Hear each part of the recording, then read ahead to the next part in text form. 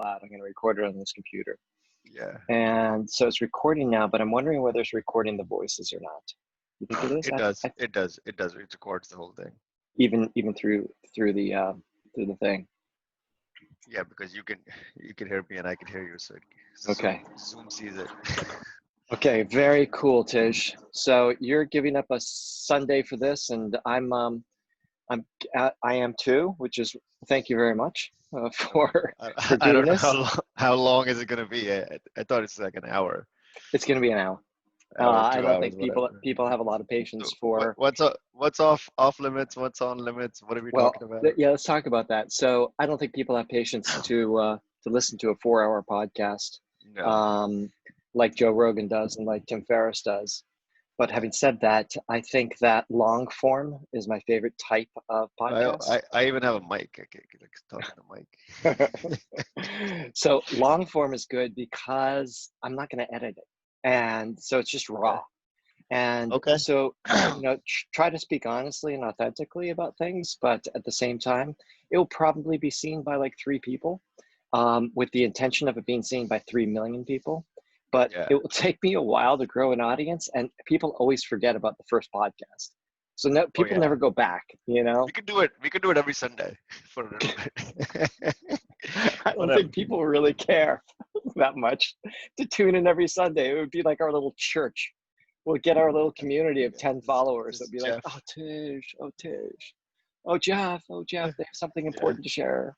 We'll write a Yeah. book and it'll be called like the new revelation or the new revelation instead of the new thing like Michael Lewis wrote. We'll do it the Yeah. new revelation. It'll be like the religion of technology and insights into superiority and success and failure. Yeah. Make it truly exciting. Um, Religion. No, I so think we should talk about, you know what the topic that I really want to talk about is what's like that? how is COVID going to change the world? Oh, that's interesting. Okay, but let me I first mean, it's start very with relevant. absolutely. Let's get into the great thing about a podcast is you as the guest can kind of steer it into any direction. I'll kind of bring it back Yeah. when I need to, but I want to tell you what the purpose of this is. And if I look hot, it's because it's 95 degrees here in London, and they don't believe in air Yeah. conditioning. So I'm outside. I'm on this little patio that I redid, Really? No and air yeah, conditioning? no air conditioning in London. I mean, I would say in 80% of the houses and apartments and flats, no air conditioning. Fans? So it's a little crazy. So the purpose of this is very simple. It's to inspire others. Okay. It's not to pitch an idea. It's not to talk about, oh, this is my thought of the day. It's to really inspire others from like who's behind the curtain, who's you, who makes up you. And I find you particularly interesting. I find a lot of people very interesting, and you know that about me. I love to dig in a little bit deeper. And I think that other people will appreciate the persona, the character behind the individual who's sitting there at a One job. second. What? Charger? Downstairs. Yeah. So, So I'm so, on a podcast, so don't say anything. so for me, I have no agenda here besides hopefully putting some content out with people like you and other people that aren't necessarily talking about what they're doing today or what they expect to do tomorrow. I want to Yeah. know why. I want to know how. I want to Oh know man. sort of the struggle that came with it as part of that journey and what led you to where you are, whether you feel you are where you are because of successes and because of other people or because of failures and you've learned from that. So for me, this is just part of a creative journey where I cook, I make videos. Sometimes you've seen a lot of them. I read a Yeah. lot. I write screenplays. I write poetry and short stories and research papers. And I've even written a book and even a white paper on cryptocurrency. I listen to podcasts constantly. I search for creative elements in people, and I not only listen to, but I write music and I play music, and you do too. And we're going to get into that in this thing. But Singing. the only thing is, it seems I don't do is draw, or my fingers don't seem to have that capability of actually translating on a paper. I can tap a keyboard really quickly, but I can't write anything. I Yeah. can't Yeah. draw anything. And then you know, Oh, like, there's a few other creative things I don't do, such as, such as paint. And I don't sing either. I wish I did sing, but my voice is yeah, terrible. And I don't think I could train it. And you sing. So I'm interested in learning a little bit more yeah. about that too. Um, but, for me, this is the first of hopefully many, many podcasts where there's just communication going on between people. Yeah, And it's not, I want to hear about the perseverance and the fortitude, the tenacity. I want to hear the struggles. I want to hear when you had concerns, and how you battled those demons. I think that the human spirit is really what I bring out here, because I think that's going to inspire people. We can all talk, and I think we can do another podcast sort of about the future of technology and the future of business and where that's going, and maybe yeah, we could more tact. actually, Yeah, actually, tactical is actually not, because it becomes everybody's got something going on everyone's got tactical. something, and there's a lot of talk about it. And then I like the people that do, but I like the people that do as a result of something else, how they're driven. Like, I had the pleasure of having dinner with a new friend the other night, and he's driven by this just internal drive, and he does so many creative things. He's doing all these crazy things, and you would think he's a lunatic. He's made over $100 million for himself. He's a family man, and I'm really interested in him because he's so different, and I'm interested in what drives him.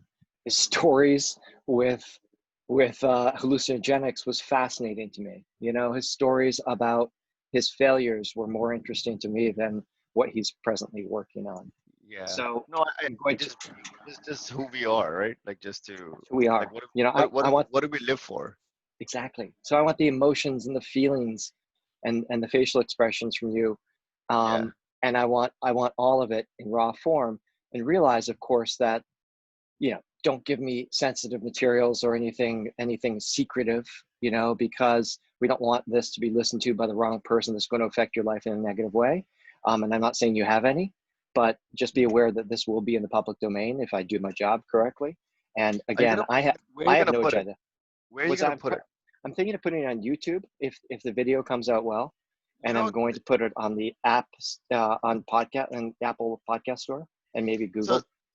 I'll tell you one thing. Like I find out. So there's this website called Bright Talk, Bright Talk. and Okay. yeah, and so look, this is. I mean, you're calling it a podcast, but this is, it's more of a, it's more synonymous with a webinar because of the format, right? Because we're Yeah. screen shooting. Yeah. So Bright Talk is a, open sort of like a learning webinars where people can just post and just go and post their webinars. So you could try that too. Oh, neat. I'll definitely Yeah, do that. they actually let Definitely. that. They actually let you. I believe they have software that lets you record it as well. It's called Oh, really? brighttalk.com. Yeah, it's BrightTalk.com. Okay. I'll link to it in the well. notes of this podcast. But I think that in some in some locations it's just going to be a recording. Others it's going to be a video, and maybe Bright Talk, it will be its own unique format that you can't upload and yet really have to do it on there. I don't know. No, I think Well, this is a good idea. yeah, I So think it's going to be definitely fun. wanted to try something like this. Absolutely, and and Yeah, and the good thing is we're safe with each other because we're such good friends, and yeah, so again, there's no agenda with this. I'm not promoting a business. You're not promoting a business. We're not promoting books. We aren't here to sneak in some sort of link to a website that we're looking for business. No, there's none of that. no. This is about inspiring others as a result of journeys that we've been on, and I'm most interested in yours. At some point, I'll be interviewed, and I've got You know what? You some should say interesting. that, Jeff, in the beginning when you do the intro. You Mhm. should say that, like, you and me used to, sit in your backyard and have these conversations, and then we've come a long way, and COVID, and you are now in Well, London. Now we're just doing the same thing on Zoom. well, That's this what's is happened. this is the beginning. So I'm not going to Yeah. re-record the beginning. So Oh, I'll start with that. So Tij okay. and I are really good friends, and we used to sit in my backyard, and we used to talk about the world and the universe and people, and we used to Yeah. talk about our journeys and how we're going to change the world. And now here I am in London, and he's back in Connecticut or in New Jersey, and he's on this path, and I'm on this path. and we occasionally come and cross paths, and we go our separate ways. And so Yeah. now we're all of a sudden doing this on a podcast, and it's quite interesting, because we both have evolved a little bit since those days, but that wasn't too long ago. And I think that we're both probably locked in as the same people, no matter what, but we can continue to learn from each other and from others, you know? So let's dive right into it. Yeah. And I'll start hitting these questions and then take the conversation any way you want. But I'm interested to know first, something about you that nobody knows. Something about this is gonna sound lame. I could know it, but It's maybe a lot of okay. people don't know. It's gonna.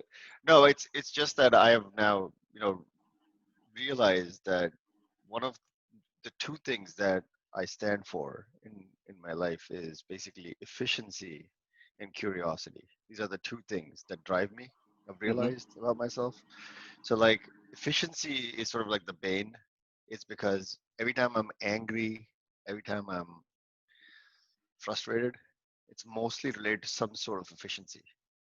Could be it could be somebody not doing something in the fastest possible way, or the cheapest Mm-hmm. possible way, or the most Mm-hmm. efficient way. It could be me looking for a control Z in life. It's like, why did I do this? Like, I should go back and do it differently.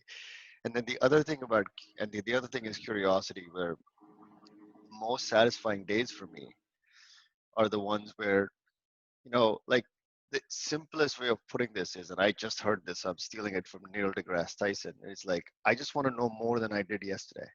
And Mm. it could be literally anything. Yeah, It yeah, does yeah. not matter. It does not matter what it is, as long as it's something that I did not know yesterday. It could be a new technique for singing. It could be a new way to make coffee. It could be a new yoga trick. It could Mm-hmm. be that you could put lemon in water and kill acid reflux. It could be literally anything, as long as it's something more, or something Yeah. I did not know yesterday, now I know today. And that's what I live for. That's what I've realized about myself. Interesting. And Interesting. Can you yeah, still hear me? Yeah. yeah, I can hear you. And Good, good. I think that, between us, the thing that the path that you said keeps crossing is that you're a curious being yourself, and you have some of those traits of efficiency too. Like, Yeah. just like what I admire about you a lot is that when you come up with an idea, like there's very little things that can stop you from getting to some form of execution of the idea, and it could be anything. Like, this is a good example. Like, you came up with this what 2 3 days ago. He's like, I'm gonna do this, and then he's like, when can you get on? Like, so you're like one of those, you got those sales tactics. But like, it's like, Well, I you need know you what? on. It's like I, Thursday, Friday, Sunday. Okay, you can do Sunday. All right, that's it. It's gonna happen. That's I Jeff gotta for tell me. you, it took me all of about 5 minutes. I went on one of these design sites. I can't remember which one it was, Canva or Cava. It's a pretty And good poster you made, man. That's a pretty good banner. I swear to God, Tej, it took me 3.5 minutes to make that. I created it. I downloaded the PNG file. I Yeah, uploaded it to Facebook and to Instagram, or yeah, Facebook and Twitter, one of the two. I don't. Oh no, it was Facebook and LinkedIn. Sorry. And I got some comments from it, which was interesting. People were looking forward to it, and I didn't. I have thousands of followers on both of those, but I think I know five of them. And the five eyeballs I did hit, they commented, and one guy said, "Hey, I've got some ideas for creating your podcast because I just set one up for XYZ company." And I haven't talked to this guy probably in 30 years, maybe. And I barely remember him, and I was appreciative of his comments. But then I researched what his mixing technology was and what he was recommending I do. And even that was taking too much time, because I don't want to mix things. I don't want to overcomplicate things. I just want to get it done, see if it gets out there into the universe, see if it can impact some people, and I'll tweak it if it sticks. And I'll do 5 or 10 of these things, and yeah, then I'll see if it sticks. And if it sticks and it makes me feel good and it makes other people feel good, I'll continue it. And I just discovered a studio that I could use here in London that's being set up specifically for podcasts, and it has cameras everywhere too. And this individual is going to be doing podcasts with Tony Robbins, Tom Cruise, Jennifer Aniston, a number of other celebrities for various reasons. He's already locked them in, and it'd be great, but he's not going to use the studio 95% of the time.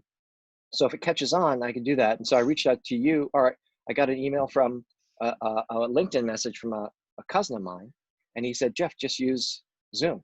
I was like, okay, I'll just use Zoom. So here we are on Zoom doing a podcast I thought of 3 days ago. And yeah, so efficiency and curiosity, let's get back to you.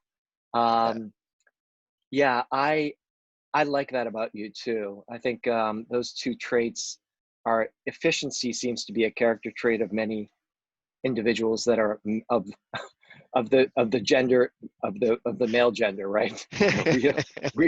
we like to be efficient about everything. We need to fix everything. We need to fix everything. It's just like you are doing it wrong, my friend. Let me tell you how to do it right. You want some shelving? Okay, and next thing you know, 3 hours later, there's some shelving. That's not really what I want. Okay. I didn't want to talk about it. I just want to get it done. And curiosity, exactly. Curiosity. I think that turns us into doers versus participants. You know, it turns us into, I'm sorry, not bystanders. So it turns us into participants, not bystanders. It turns us into doers, not talkers. And that's the curiosity thing. It's like, that's all about life. It's like, there's so much to learn. There's so much content to absorb. And some people are really good at absorbing a lot of content. And I'm pretty good at it. And the question is, what do you latch on to? Because I find so many things interesting. And I'm passionate about so many things. And I'm curious about different languages and cultures and people. Because you're right. I can learn something too every single day. This is it, right? That's what makes me say, all right, let's do this. Because like, all right, I've never done a podcast. What the hell? We've listened to them, right? Yeah. We both listened to them. So why not? We've spoken on the phone, a dozen of times, like in the last couple of months, and you know, it's been an hour-long conversation. So why not do it in this format?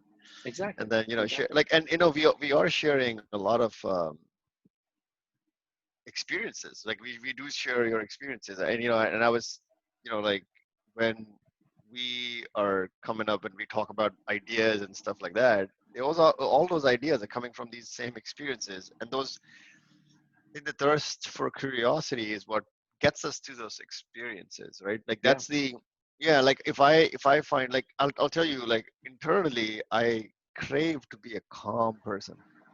That's what I crave. Like I think about, like when I see somebody calm, it's like, oh man, I want to be that person.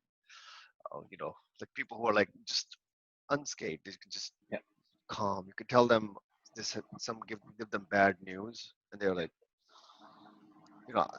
that's what I want to be. But like I feel like I could try as hard as I can. Like there's still always that me in there that's like just ready to fight or flight. It's like just ready to go always. I've learned with age. I think calmness comes with age too, and experience, and I've sort of done the opposite of what my father did, which was get enraged and almost to the point of coughing and choking. Oftentimes, he had a really wicked temper, and my whole life I've been trying to control my temper, and I really don't raise my voice. I don't. I try to remain calm. Granted, there are certain situations that I might be nervous going into, or I might be anxious, but I try to control my emotions where I can, realizing that it's sort of a futile effort if you get sort of overly zealous or overly emotional about something. But there's downside to that as well, because then you're sort of suppressing it, right? And you're suppressing the feelings, and you're not getting them out, and you're like, oh, I'll deal with that later, or I'll talk to my therapist about it if you have one. Or I just won't mention it because I want to avoid the interaction and I want to avoid the conflict. And sometimes that's not the best thing to do. It's rather get it out in the open and talk about it. But I think that comes with just staying on track, staying on purpose, committing yourself to it, and then realizing also when it's happening to sort of take a deep breath and calm down. One of those.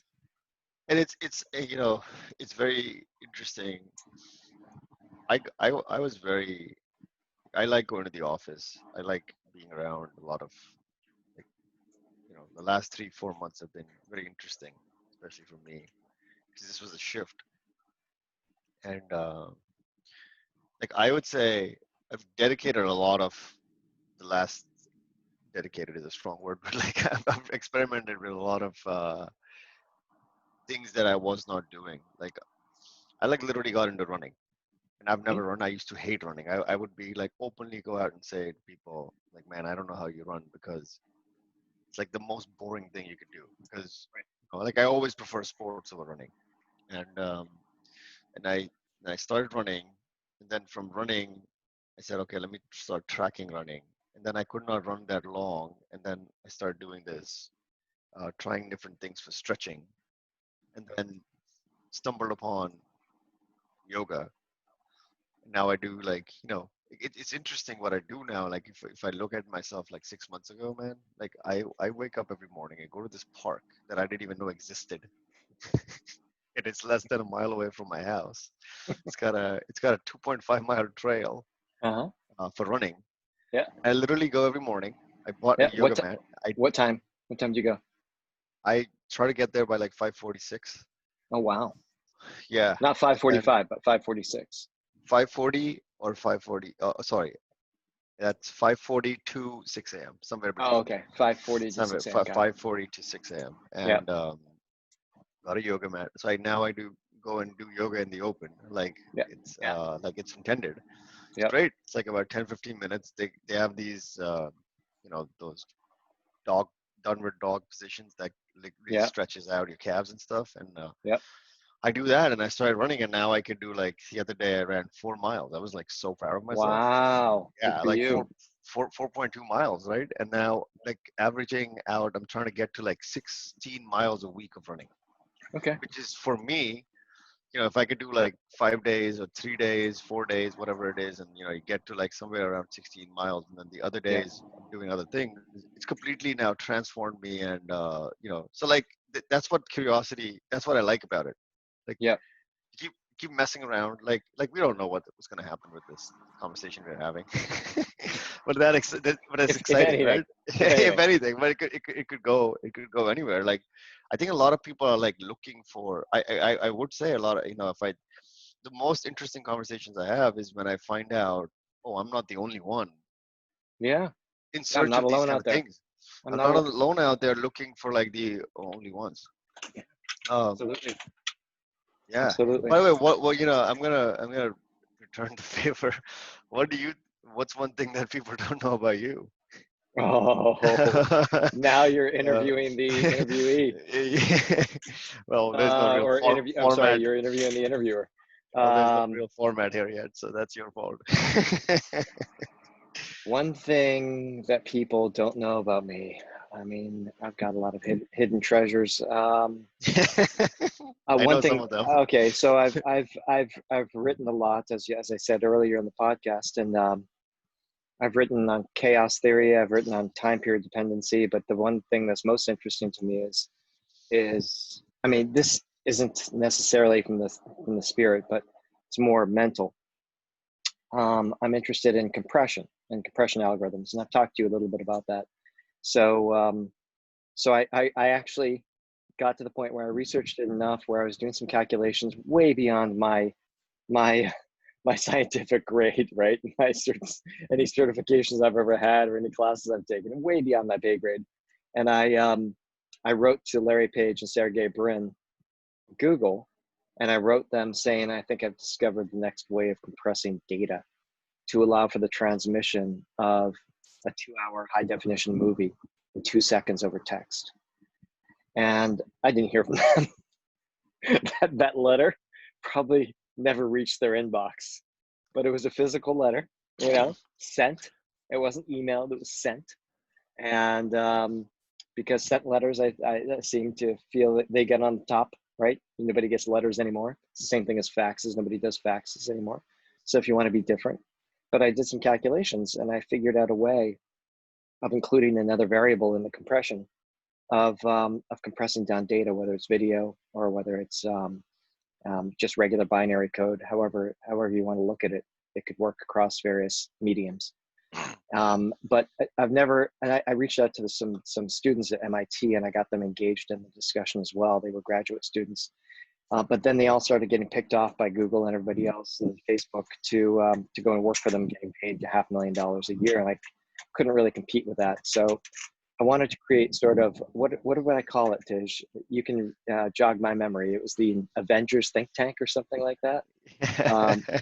You remember that? It was like a think tank. I can look up the email. Yeah, and so I said, well, why don't we just a whole bunch What of is us it? Time inter. What did you call it? time period dependency and compression was two totally separate, theses.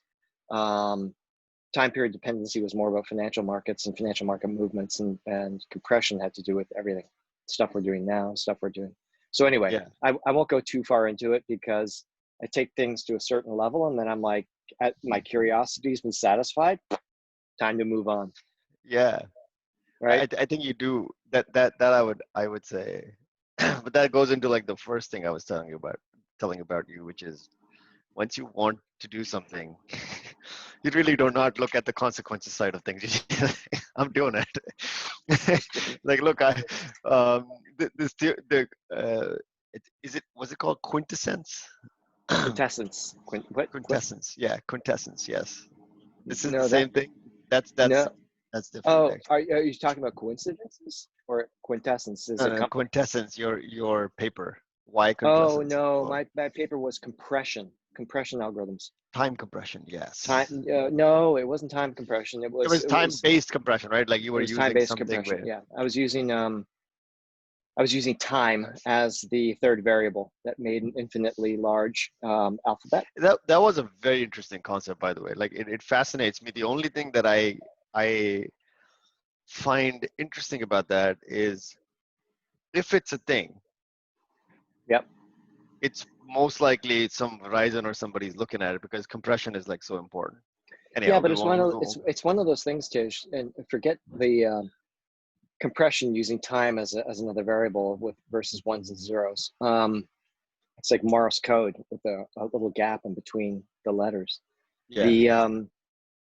But forget about that for a second. The challenge is there's too much infrastructure built on legacy technology here. And legacy technology is effectively compression that was developed in the 1950s, if not 1940s, and it was incrementally improved upon all the way to today.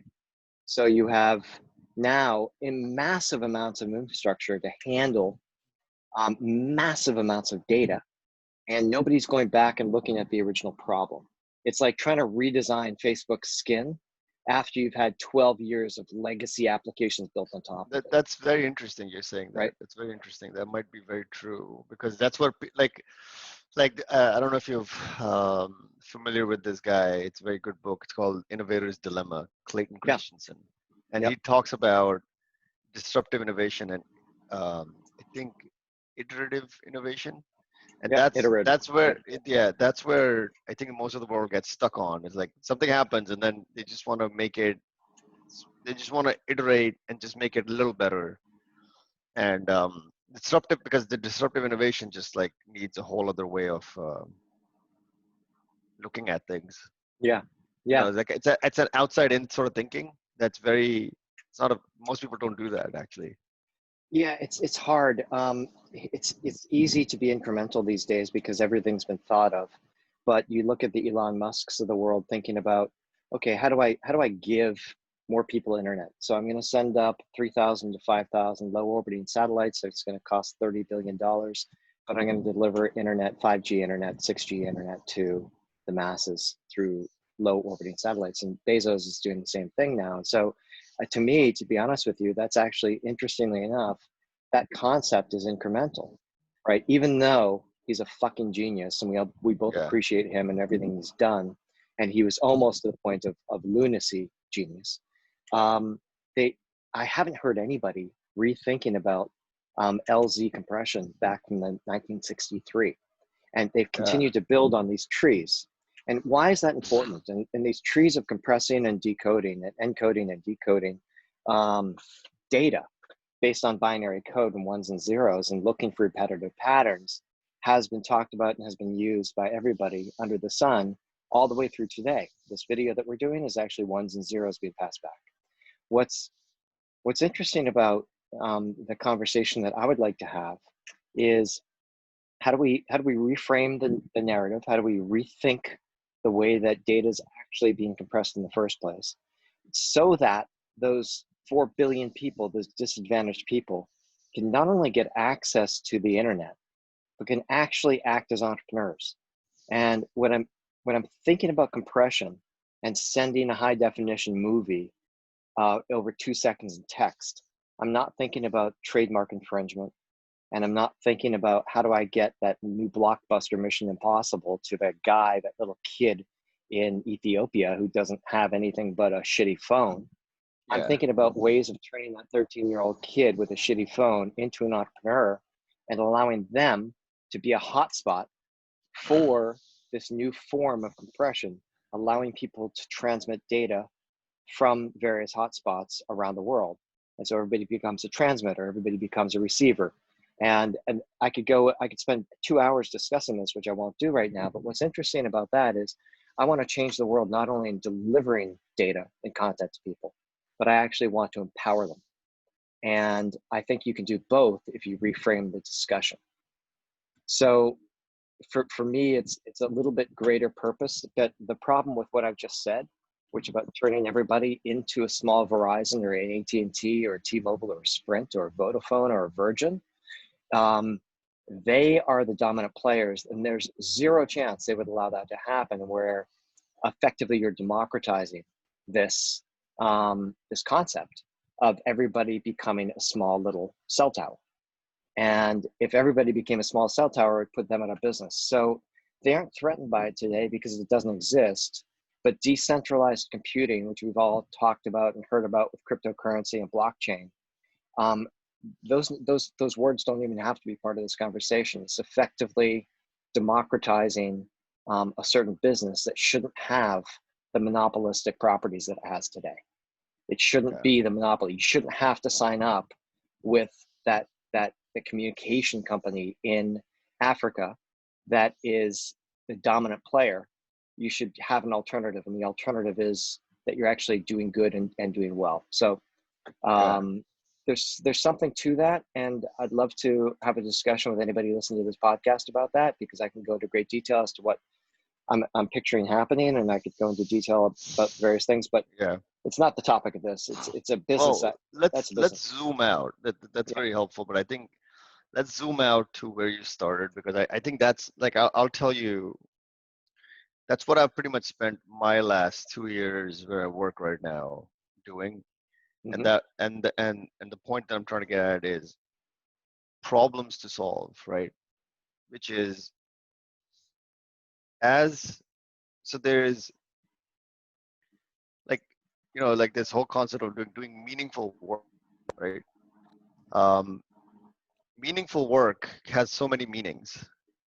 Yes. Because if you are somebody who works in an office and your manager or somebody tells you to do something, right, and you do it to the T, you dot the I's and you cross the T's, that's meaningful work to that person, right?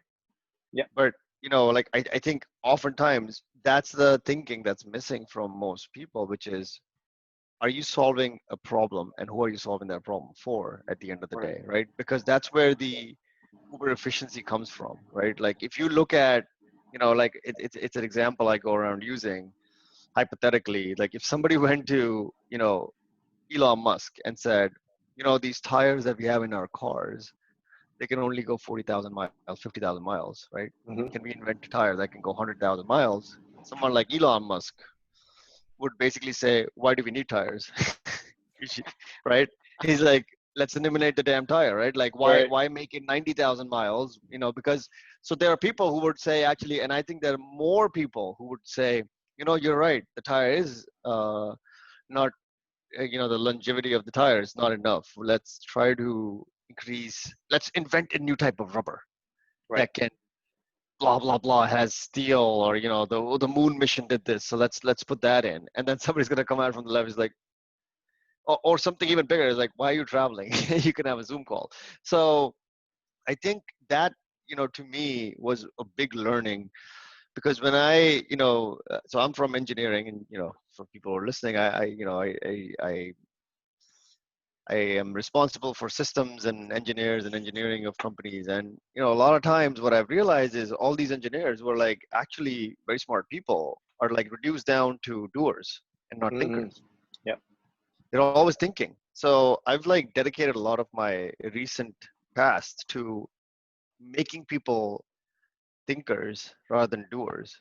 And it's Hmm. very interesting because that this thing that you were just talking about, right? Like, what is the problem that you're trying to solve, is not a question that most people start at.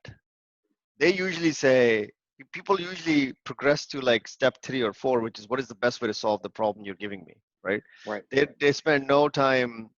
Like if you said, "Hey, this the Zoom has two cameras side by side. How can I make it, you know square?" That's just hypothetically, right? Mm-hmm. Like I would be like, "No, what are you trying to do?" Right. Right?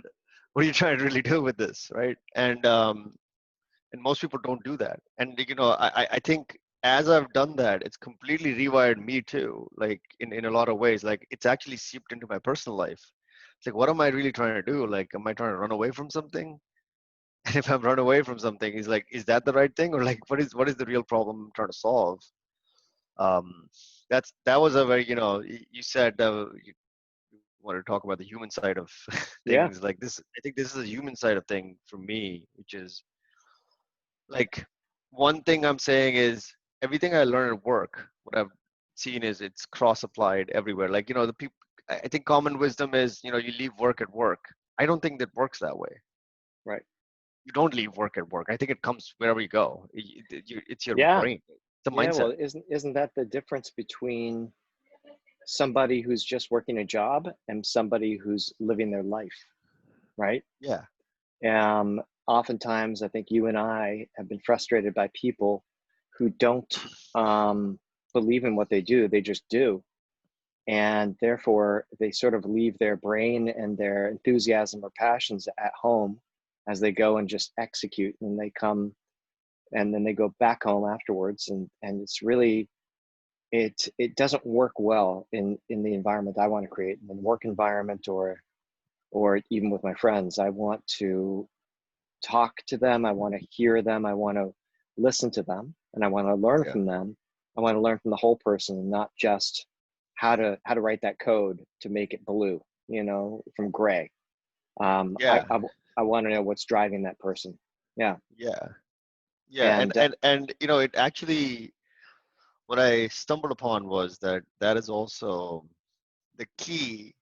The folks that uh, you were referring to hypothetically mhm, are people that frustrate some of us because we don't find the same level of ownership, right. right? But we will say, it's like, why aren't you, like, why is it important to do this versus, like, sometimes if somebody comes to you, like, I'll give a random example, is like, oh, the website is down, would you like me to work on the website down problem, or do you want me to finish what I was doing, right? Right. And you'd be like like, I used to be, I would get angry, and it's like, why is this question being asked, right? And now Right. I'm realizing, oh no, they don't understand, like, there's a disconnect between what these people own, and they're owning the work, right? So Hmm. that's why doing the task is the ownership, right? So it's moving the ownership from working to solving problems, is what I'm Right. saying, right? Because then because if you are a problem solver in your mind, you cannot solve a problem unless you understand the problem you're solving. And then as you get deeper into it, it's like a quicksand sort of a thing, where you just keep going deeper and deeper and deeper, and you find yourself like, you become like a massive thinker. And that famous saying by Einstein, where he says, if I was given an hour to solve a problem, I would spend 55 minutes thinking about the problem, and 5 minutes and I would spend 5 minutes solving the problem. I think Yeah. that is, to me, fascinating, because I think that's what people, like, some of us do naturally, but it's because, we attach our ownership to um, the problem that we are being solved, not the solution. Like it's Yeah. more important to solve the problem than to do work, Yeah. right? Yeah. Yeah. So I think in this journey, what I've realized is that people who are like, I've been able to help, they've switched. Their ownership has actually switched, and like and I, it feels good. It feels good to help other people, like think bigger. Right. Right now, But maybe I'll what realize 2 years later, why the hell did I do this? Okay, Because so it's all let's perspectives. let's talk about the thinking versus the doing. And we started this podcast by talking about how we both respect doers, and Yeah, some of us have more of that than others in life. And but at the same time, I agree with you that not there aren't enough thinkers around that actually think about innovation and question the why and question, why are they doing this, or why are we just changing it from gray to blue? Why don't we rethink how we're going to change it from gray to blue? And I actually look up to those people, just like you mentioned, where a Warren Buffett, for example, will look at he'll keep his calendar completely clear. He has 1 or 2 meetings a day, at least that's what I've read about him. I haven't talked to him personally about this, and he will oftentimes spend 4 or 5 hours reading every single day. And that's his work. He's reading research reports, he's reading financial statements, he's reading the news, he's reading books. And I read a lot too. As you know, I try to read a book a week. If I'm lucky, I'll get through a book a week, but sometimes I'll read 2 books a week, and then I'll, ditch one and jump on to 2 others. But I think reading is critical. The problem is we don't have enough time to read. We're getting so much information thrown at us with content, with the news. We're getting so many requests for our time at work. We're getting so much content being pushed to us through other digital mediums such as Netflix and Disney Plus and HBO Max and other things, and phone calls and videos and texts and Zoom calls. That the question I have for you, and I'll put it back to you, is what's that line? What's that line between waiting till we retire so that we can read those novels or we can read those biographies and we can absorb them and relish in them and enjoy them versus being pressed for time and having to get through something because we want to enrich our lives and we want to excite our minds? And maybe one answer is Audible, you know, Audible at 1.5 to 2 times speed. It might be one of the answers you might give me, and I would give you that answer back, which is, I'm digesting content as fast as I can so that I can spend more time thinking. And I love to think, and sometimes I'll be silent because I love to think. But it's not until I dive into a particular subject and start researching it do I actually get a chance to then dissect that thinking. yeah, So what are your thoughts on that? yeah. Um, so first, a reaction to what you said. When I read these things where it's like, um, Bill Gates reads 10 books a week, or 50 things a day or something like that, and then they spend a lot of time thinking. One of the things I try to look at is the spirit of what's being said instead of what is being said. So I think the spirit of what's being said is they're lifelong learners. They're always trying to learn new things. And then I think the other second thing that's being said is that they they prioritize, right? They prioritize thinking and applying the learning instead of just you know doing.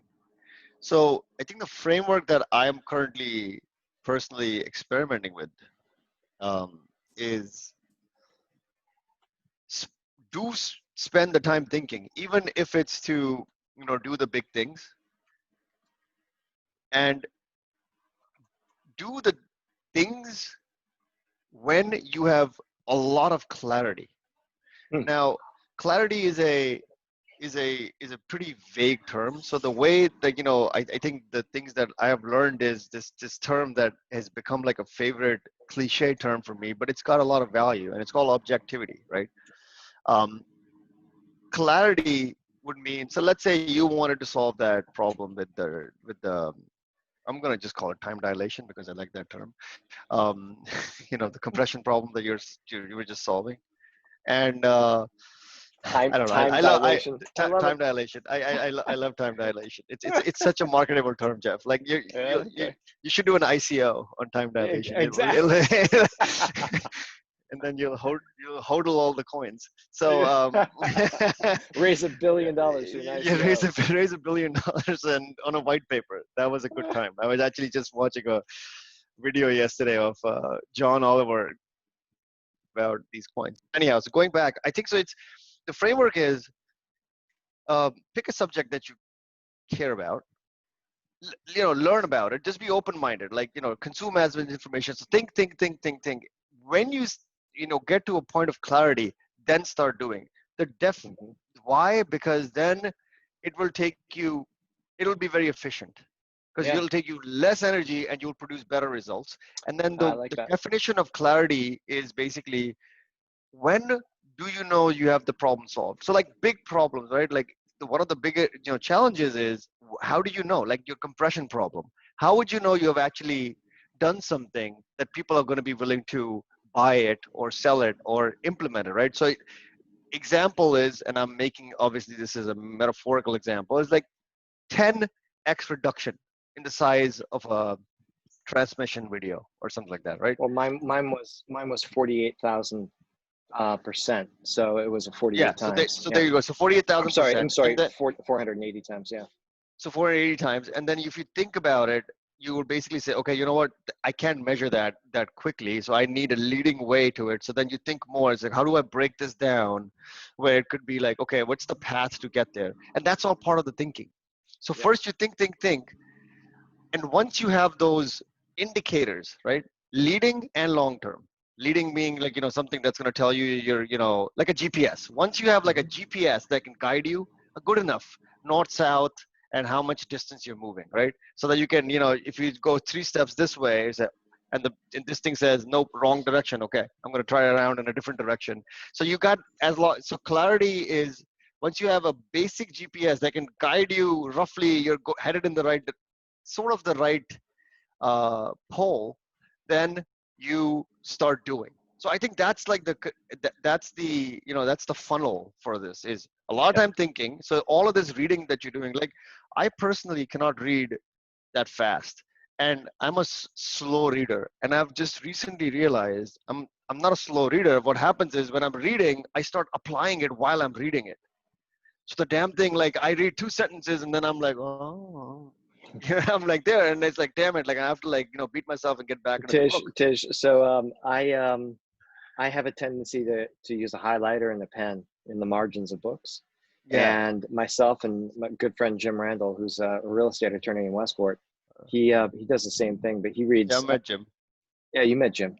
He Yeah, reads at least 3 or 4 times more books than I do, and he has them all organized on the shelves, and he has yellow tabs in all of them because he goes back and references them because he's thinking. And he's not applying anything he's learned to his real estate practice. He's just fascinated by novel, unique thought, and he loves highlighting them. So he gets through them really quickly because I don't know, he just has a way of getting through them. I'm a middle of the pack reader. I can skim really really quickly, but the problem is with me, just like you, I could spend on 2 pages, I could spend 2 hours and just thinking about it, highlighting it, referencing it. I go back into the book. yeah. I just gave a book away the other day. It's called "Pour Your Heart Into It" by Howard What Schultz, the what founder is of it about? Starbucks. It's all about the founding of Starbucks, Oh, and so this was the CEO and chairman, and he talked about his journey on going to Italy and coming back with this concept. Everyone thought he was crazy, and how he built the brand up to be this really pristine, very, very pure brand of coffee. And today it's been completely diluted, right? We have coffee, Starbucks ice cream, we've got Starbucks being served on airplanes, we've got it in styrofoam cups, we've got it, I mean, it's coming out of our asses, Starbucks, commercial. Like I this is the right? only thing I But, buy in a COVID emergency. but having said that, he's a prolific writer. He wrote that book right after Starbucks had just IPO'd, I think. He's extremely intelligent, and I highlighted that whole book. And even to this day, and I've read his other books too, Onward, and then I think his latest book, I can't remember the name of it, but He also ran for president, just so you know, but he dropped out really early when he realized it was a futile effort. He he had so many stories in that book that I still give it away today. I still give it away. I gave it away to a new friend of mine who is also a reader, and he's a journeyman. He cuts hair for a living, but I love my conversations with him. So what did I do? I gave him this book because he's from Italy and he loves coffee, and he served me an espresso when we're sitting there talking and he's cutting my hair. He did a pretty good job, by the way. And so he and that's what I love. I love when the book draws you in so much. You start salivating over it. You start sharing the stories of it, like you shared with me, 0 to 1, or I think it was Peter Thiel's book. After you read it, was it 0 to 1, or was it no? It was the startup. What was it called? The startup book that you recently read. So I'd read that a long time ago. I don't know whether it was Guy Kawasaki or somebody else, but it's like a Bible for startup companies, and it still is. A lot of those lessons are still applicable today. So it's a book that you can give away to your kids, and you can say, you want to start a business? Here you go. I think you're talking about something important, Jeff. Like, to answer your original question, I think the trick is, so I don't think if your friend Jim Randall, real estate tycoon, is reading books about, let's say, music or art or something, it's not irrelevant, because I think, and that might be the trick. It's not listening fast. I think it's listening for the patterns. So what I try to do is, what I've realized is why it takes me very long to memorize books. Sorry, memorize is a strong word. To understand the books is I have to build a story in my head. Yeah. Like, it has to be a tellable story to somebody else, kind of thing, right? And what I've realized is I have not read that many books in my life. I just haven't. I've recently got into reading. And the reason I realized I was out of it is because I didn't find the interest. And the interest was not there for two reasons. One, I was not reading the right books.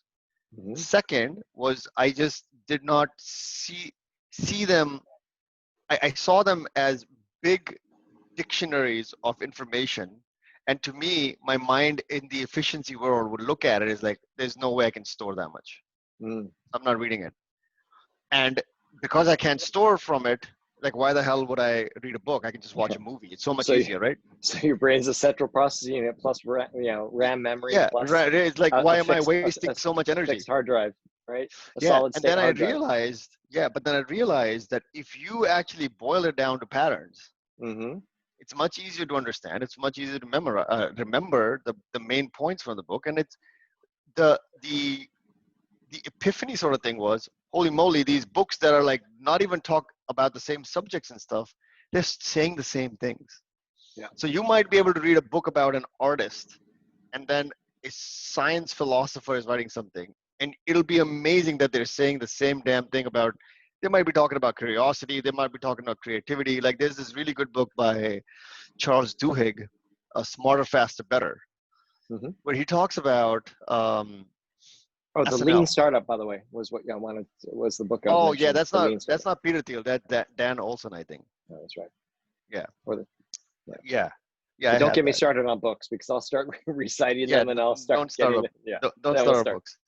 Yeah. So I think the point that was it's instead of like reading it fast or something, just listen for that pattern or the spirit of what's being said, and then try to like convert it into a story in your mind.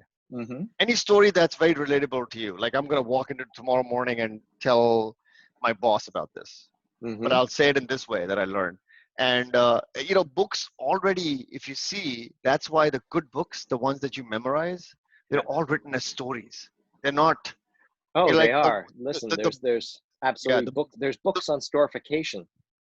That's right. Right. And it's very, very important to storify things, because it's the story that sticks.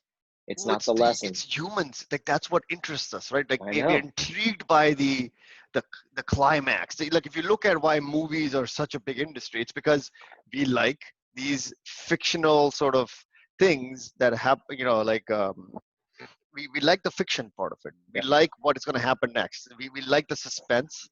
So if you convert it, like, actually, believe it or not, like, a lot of good presentations are Yeah. the ones that tell a very strong story. Like in 2 seconds, when somebody looks at it and they can be like, "Oh, this is what you're trying to get me to understand," then they're like following in, as opposed to like random slides going back and forth. So I Yeah. think the answer is look for patterns, and try to build stories out of it. And I think it's a just like any other skill, it, Hmm. it eventually gets fast. Yeah. You keep doing something, it gets better. Absolutely. It's you got to train your brain on how to do it, and you got to train your brain how to give yourself permission to do it too. And Yeah. I don't disagree with you with respect to the commonality of stories across various disciplines. Yeah. It's like the religious texts is a good example.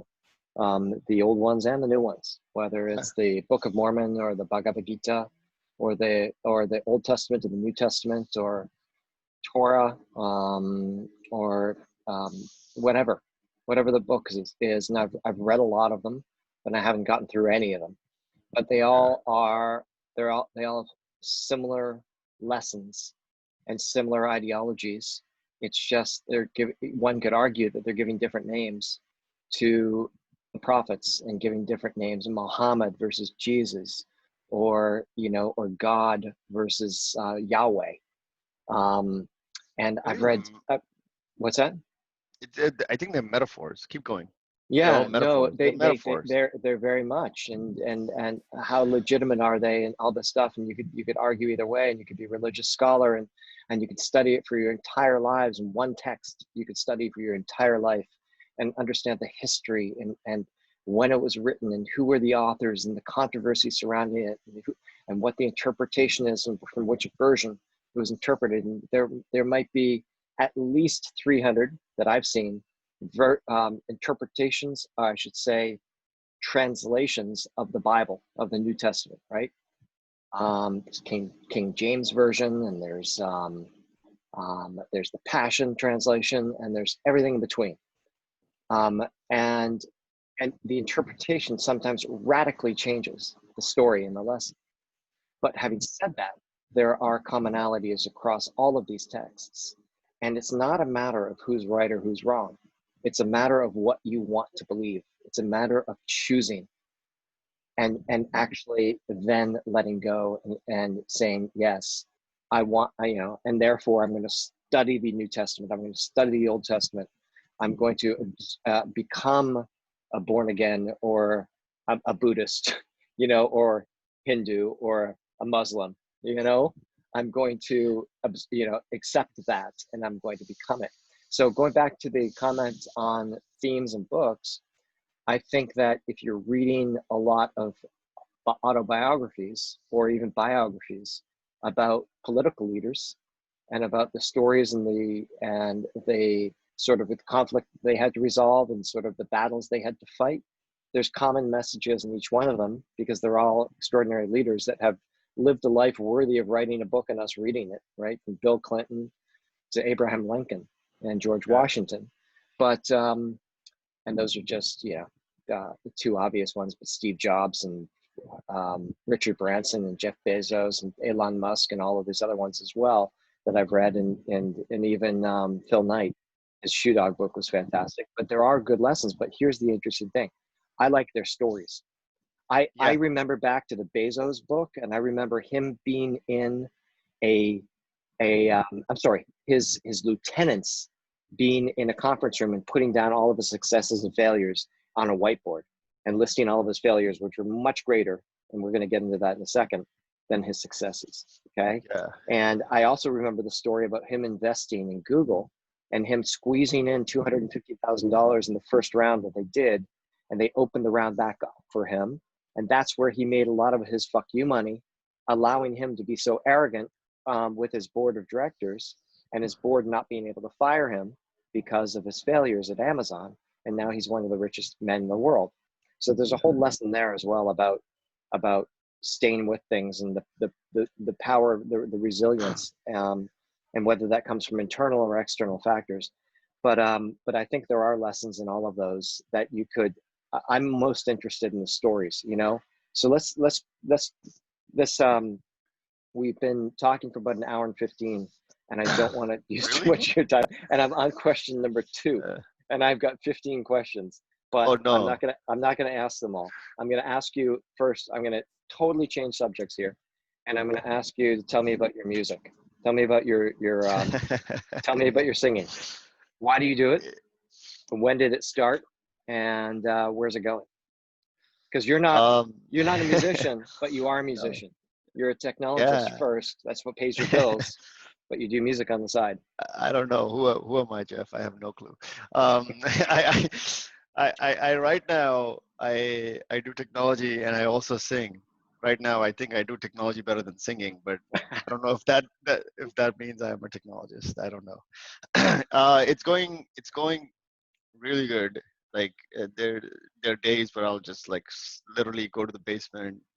That's where my setup is, and I'll literally sing for like 2.5, 3 hours straight. Really training your Yeah, voice. yeah, just song after song. I just joy. Why do I do it? Mhm. I think I do it for the joy. I met a bunch of people who were just having fun at a party, and they were doing karaoke. And one of the guys, when I tried, it was like, "Oh, you sound really good." And I've always been fond of singing. I always used to hum songs when I would listen to them. So this guy says this. I was like, "All right, you know what? I'll try it." So I started. I went back to like this group of people who were sort of it's a they practiced once a week, and a couple of weeks later, I started challenging myself, and I think that curiosity thing just like went into like hyperdrive, Mm-hmm. and that was it. Then I just started pushing myself. Like I think I have a SoundCloud account that Mm-hmm. has like if you hear my first song and then you hear my latest song, even I can tell the difference. Yep. And you know it's going well. I think I get better. So I think the way So it's getting so better is it used to be very slow, and now it's yeah. getting better every day. It gets a little better. That's how it's Oh, going, okay. because So now the it's improvements are getting better. Yeah, yeah, faster. they become exponential is what I've realized, because I have more control now, right? I have Right. much more control. So yeah, that's how it's going. Has your range increased with your practicing? I always had range. Oh, I you always did. had Interesting. range. I always had range. What used to happen was I didn't know the techniques to like actually crack less at the higher ranges. So like I had to Mm-hmm. put a lot of effort. So what's happened is if you look at the graphs, like the amount of effort that goes in is now this much, and the amount that I can range and everything has gone this much high. That's Got it. that's what it is. Like it was a great journey so far, because a lot of people may or may not realize this. Singing has a lot to do with breathing. Right. It's all about breathing. It's all about breathing from your diaphragm. And I Right. realized I didn't do that. So as I started learning, half of me just wanted to learn it because I wanted to improve the texture of my voice as I talk in meetings and stuff. So Can a novice like me ever learn to sing well? absolutely, anybody can Really? learn how to sing. Because Absolutely, it's I not don't. a God gift of Because I any kind. talked to a professional singer once, Yeah, and she said there no chance I can teach people who don't have that natural gift to sing. No I think chance.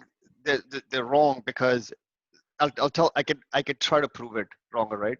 Yeah. So if I play a in tune song to you, Mm-hmm. okay, you would just listen to it and you would enjoy it. Then if I play an out of tune song to you, you would in second know something is out of whack. You Right. might not know what's out of whack, but you will know that it's out of whack. And Mm-hmm. that is singing, is basically the ability to hear and actually tell. Now, attaching the downs and lows to actual notes and stuff. I mean, even I don't know how to do that. Like I'm just copying the sounds, right? Like I somehow know when the music is this, I have to go here, right? Right. That's just singing, man. Like if you just start singing and your brain will learn. It's no different than talking. If you can at will go high pitched when you're talking and go Yeah. low pitched, Yeah. it is actually a form of singing, believe it Oh, or not. interesting. So So so most people don't realize this. for the audience, Tish is a technologist who manages a couple of hundred people for a very large technology company, but he sings with some friends to the elderly. Who do you sing to? Oh, right now there's not this. I haven't sung to Nobody. a group of people like for a long time. I just do it for myself now. I Okay, just but I saw a record. video of you singing to a group of Yeah, that was a Indian while people. ago. Yeah. That was a while ago, and what I realized was I was not that good. I feel like I am now at a position Yeah. where if I am given the opportunity to perform in front of people, I would know that I'm not wasting their complete time. Right. That's where I am. So I could do like I could perform in front of some people now with a good amount of confidence. And it's all Not Indian there music, before. right? This is all Indian music, but as it's gotten better, I have tried to You do. do see sing some Maroon 5. Yeah, I tried Maroon 5. I've tried the other guy, but the thing is, a lot of good singing has to be like memorizing the lyrics, and Yeah. then you have to also. The thing is, here's the other challenge about singing, Hmm. which is not everybody has a high range, right? So Right. you can learn singing, but you might not have a good range. But that doesn't mean that you can't sing. You can sing in your key, right? Right. For that, you need live music Right. most of the times, right? Like when I'm singing on a karaoke track Yeah. by Maroon 5 or something, the only way to make that sound good is to literally sing in whatever the guy's name is, in his natural pitch. Adam Levine Adam Levine's, in natural his pitch. pitch Only when he in goes his the pitch or his falsetto, right? key is his key. No, there is Oh, a it's his key key. basically. Yeah, his key, like what he sings in. Like he's usually all of these people have their natural key. Like some of them are high, some of them are low. Hmm. And that I found that out because of likes that I get on my videos on or sort of songs. The Hmm. one the ones where I get the most likes are the lower pitched songs, and I've realized that's my natural That's key. where you're. That's Yeah. my key. When I'm singing in somebody else's key, I can make it uh, pitch perfect, Hmm. but it may not sound really really appeasing, and that's because the music has to be shifted. So what I was going where was another way of trying this is actually doing it with an instrument yourself, or finding somebody who likes to play an instrument and Right. then practicing with them, because that what the musician can do is they can change the The key. key of the song, Oh yeah. match your voice, and then you will not feel intimidated. Like if like I have to go like very high, right? Right. You may not want to do that. You can go and then Hmm. that is because they just changed the full key of the song. So that's what I would say. I think anybody can learn how to sing. It's a false Do you want to give me a couple lines of of what the latest song? of the I'm putting latest you on the song spot. of the latest song. Yeah. Yeah, I'm like I'm learning a new one. Uh, this is again, it's Bollywood, so I don't know if you're gonna. It's just gonna sound like what it That's sounds fine. like. That's fine. Yeah. What does it go like? खैरियत पूछो कभी तो कैफियत पूछो कहे दिन इस दीवाने का क्या हाल है दिल मेरा देखो ना मेरी हैसियत पूछो तेरे बिन एक दिन जैसे 100 साल That's है great, Dish. That's great. I yeah. mean, you did that a cappella. We didn't rehearse that. That's fantastic. and I'm and doing and this in my bathroom all the time. and Get yelled at. if I knew what it meant, it would be even better. Yeah, like what was I keep trying it, but my daughter, who was born in the U.S., keeps telling me, he's like, Dad, that's not what he's saying, because I pronounce the word wrong. Like what is it? Spend 24 hours, I need more hours with you. Yep, that's little I Adam spend the Levine there. weekend getting even. So what happens is when I start singing these songs, the accent comes into play. Accent comes Ah, into yeah, play. yeah, yeah. Yeah, Absolutely. it's not just I could most likely hit the notes, but the accent would make it sound different. Right. Although I have thought about doing a comedy, not a comedy skit, like a fun singing skit where I could sing Yep. these songs, but as an Indian singer on Oh yeah. purpose. Oh, that's On true. purpose, because there is like a difference in singing. Like so the there's singing in a lot of the Western nations. So Hindi music, they sing. It's all flow. It's all connected. They take very little breaks. So you just go. It goes like this, and then I think when you listen to an Adam Levine or other songs, they're not always full flowing. So Right. like, since 24 hours, I need more. Yeah. So that No, no. you saw that All break? the words. Absolutely. There's absolute breaks, and Yeah. good singers know how to create those words that end the word before the next word starts. Well, so they're doing two things over there. They're actually breathing. Yeah. Yeah. Yeah. They're Yeah. taking a good breath in because they Yeah. want to hit a note. And the second thing they're doing is they're also trying to make it, they're trying to like make the melody come out. But I think like if you can actually take those same songs with the same tune Yeah. and completely change, you can make it like, if a traditional Indian singer like from the 70s would sing some songs like this, they would, it would come across as butchered. Because like Indian singing is all about like smiling and laughing. They spend 24 hours, I need more hours with you. So, anyhow, that's the singing tip of the day.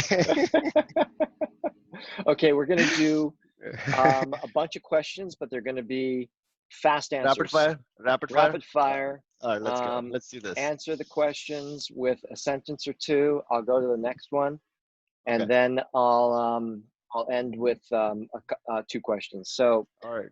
biggest obstacle in life? How'd you attack it? How'd you get around it? How'd you defeat it?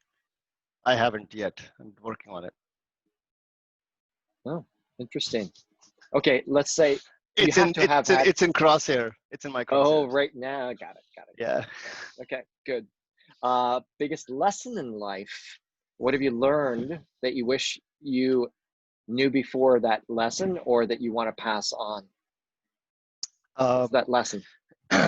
It's gonna sound a cliche, but it's not. Mm-hmm. No limits mindset. Adapted very early on. Don't Mm-hmm. be afraid of failing. Just try Mm-hmm. new things. Even if you think that, like if somebody challenges you to a game, if you're in the moment, take the challenge. It's okay to lose. It's not a definition of who you are. It's a definition of what you know at that moment in time. Okay, biggest failure in life. How did that change you? I mean, every something new happens every day, but biggest failures, it's mostly I would relate it to professional, and a lot of I used to think. So the biggest failure was my perception of myself and what people thought of me the day I learned how sharp contrast these two things was.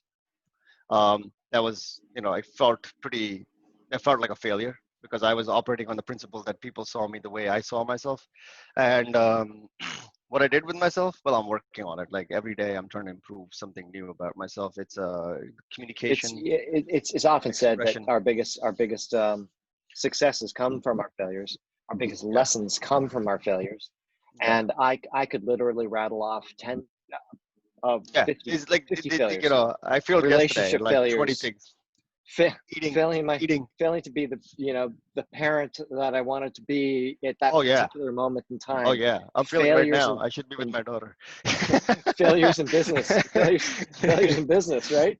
I mean, Yeah. I could go. That's a long list.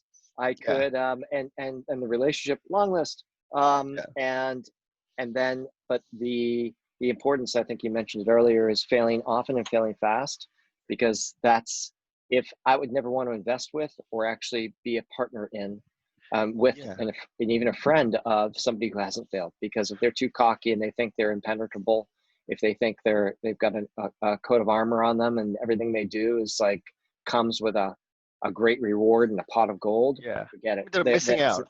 They're missing They're out. missing That's not out. interesting to They're me. missing out because like the lesson is, Yep. again, it's not who you are, it's Yep. what you know or what you can do, and that's Yep. about it. Like, don't attach the failure to your persona itself. Like you are you, and then there are things you do, right? So all the Yep. failures come from the things you do. They have nothing to do with who you are. So yeah. Exactly. Okay. To that point, spirituality, does it play a role in your life and your decision making? And if so, what's that role? It's come back really strong, and Mm-hmm. the role it's playing is it's giving me hope. It's giving me a new perspective on how to look at things. You know, like And I which followed. religion is that, or spirit? So How do you define your spiritual journey? yes, it's not religion. It's spirituality in most like a mostly being mystified mystics. That's Okay. where I find my spirituality, like the concepts of parallel universes, or how, you know, like this, the thing that I'm like really puzzled with right now is how you and me can look at the same cup and draw two different conclusions, and both of those are realities, but Mm-hmm. this cup is only one. We kind of think that. So Okay. that's what mystifies me right now. Okay. So another discussion we need to have at some other point in time is the concept of thought. Does thought carry any mass? What happens to thought? Is another dimension, et cetera, because it has to do with your glass metaphor, which is interesting. So that's for another time. What is Yeah. your biggest non-business success? Non-business success. uh, Could be the music you were talking about. yeah, I think Could so. Music, man, like the path that I've come, even though it's taken 4 years, It could be inspiring somebody. it makes me feel like a winner, Okay, because for the good. first time in life, I was not scared of sounding bad. I go Mm-hmm. sing. I know I'm doing wrong. I'm doing badly, but then I seek feedback from people. It's like, okay, tell me what was wrong. And they were like, oh, you seem like you're crying, or you seem like you're trying too hard. And I take that with pride, and then I go try to Mm-hmm. work on it. So that would, Yeah, totally. Good. So maybe it's not just the singing, but it's what you've learned and how it's shaped you from the singing. absolutely, Yeah. absolutely. I made a couple of friends in in the recent past who have like really helped me out with that. And Do you you're one of them. oh, thank you. I Yeah. appreciate that. Do you set goals? I used to, now I don't. Okay. Um, and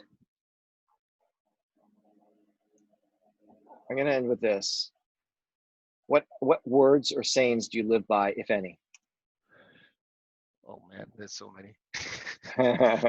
I know um, it's tough to think of the um, amount of words that I like live by. the ones that immediately come off the top of my head is the only way to knowledge is experience. Einstein.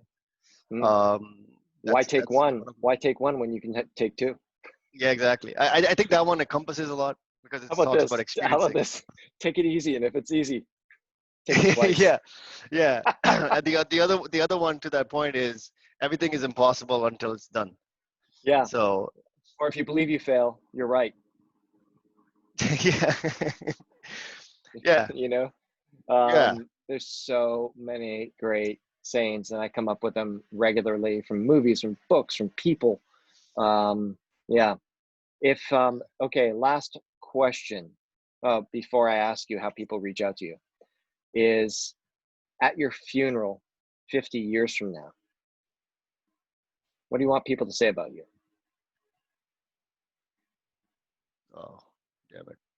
Yeah, look, two things. You're, you know, Uh, the two things that come to mind are um, the man never stopped learning. Like he was just a curious being that mhm. somehow comes across. People are just talk to me. It's like, man, the guy was like literally, if he was still alive, he would be trying to figure out how to do this best and learn something from this funeral. And the second thing is that he lived a calm. It seemed like he was living a calm and content life. Yeah. Only seemed like, because I don't think I will ever be content. But if I create that perception, I think I'm doing okay. Okay.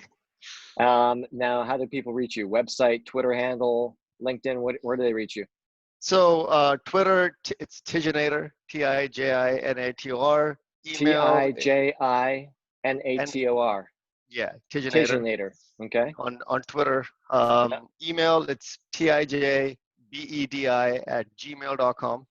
TIGIEDDI at No, no. Go ahead. Tij Yeah. TIJ. Bedi Oh yeah. Okay, the for one that Ben. I have. Okay. Yeah, the one you have, Okay. Jeff. Tish We've only Tish known each Betty other for is 7 years. no, no. I was just thinking you were going to give the audience a different email so that they No, didn't no, it's spam you. okay. Because You can remember, spam 3 me. million people are going to be listening to this, right? Oh man, So that low. You told me a couple hundred million. Like, what happened to the dreaming part of the? any websites that you want to reference or no? You know, I have so They don't many have to be yours. They don't have to websites. be yours. They can be interesting You know, there's a website you blogs. should go to. It's called tiffmiff.com. Tiffmiff. T-I-F tiffmiff.com. TIFFMIFF.com. Yeah. There's thinkdtm.com. Hmm. There is yeah, those start with those two. They will lead you to me. Okay. One way, Good. shape, or form. Good. Have you reserved your own domain, tijbedi? I do have that domain. I just don't want to spell it out. Yeah, I have mine. I've never done anything with it. Yeah, I just don't want any traffic going there. I think I'm going to turn it off because it just seems very it's just too pretentious. I'm just, you know, what the hell was I Right. thinking? Right. Yeah. Okay, brother. Well, listen, it's been my pleasure. I will Likewise, man. stop the recording in 2 seconds, and then what I'll do is I'll upload it and send you the link, and we'll start directing. We'll start directing traffic. Yeah, and look, if we need to do this again, I'll be happy to. You know, we can find subjects. I think that thought subject could easily be a 2-hour one. So Which one? the thought, the weight. I loved the way you put it.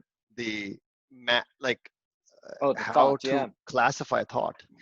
Oh, You know, yeah. That's an interesting one. I think yeah, we would I need. could see us doing TED talks, man. I could see us doing I think TED traveling Talks, the world. unfortunately. Yeah. There you go. There you go. We'll Yeah. just sit on stage and talk and get paid for it. Well, we'll call it Jeff Perfect. talks. You know.